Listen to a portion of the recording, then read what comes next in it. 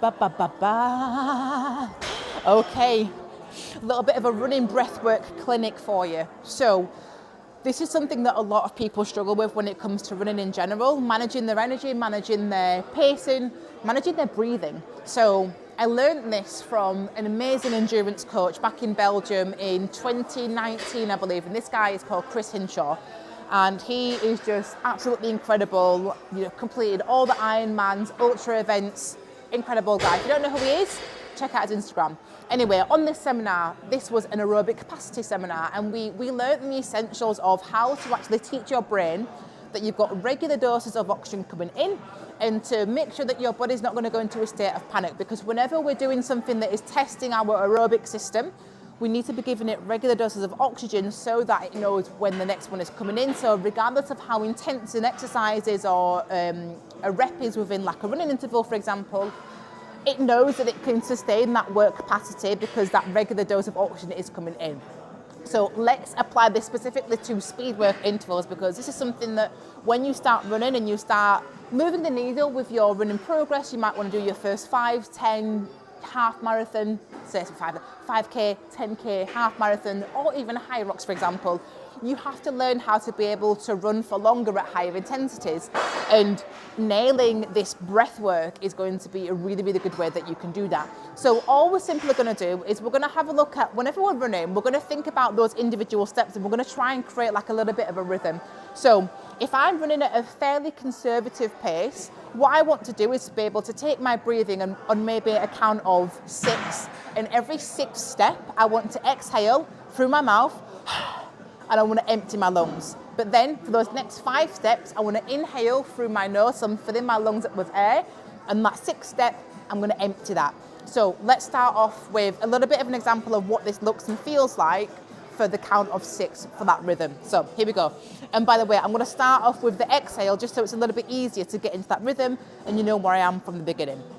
Okay.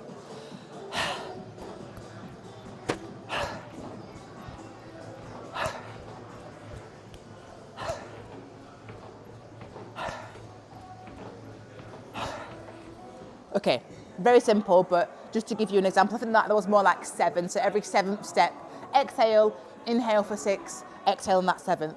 Now, this is a really good way to gauge your speed and the intensity of that workout as well. So that pace there, you can see that running speed wasn't very quick at all. It was very moderate, fairly easy, but my breath work was very consistent. And all I'm doing there is I'm teaching my body that a regular dose of oxygen is coming in. Now, obviously, for the case of speed work intervals, let's say, for example, that you've got 10 intervals of 200 meters, right?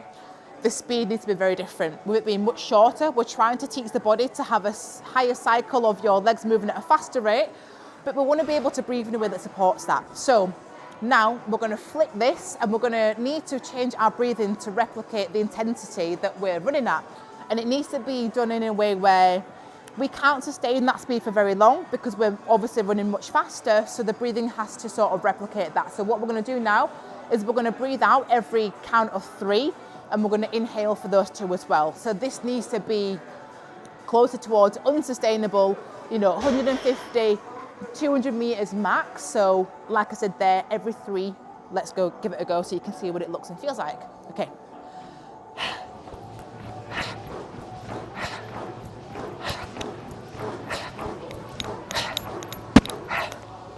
So very different, very fast.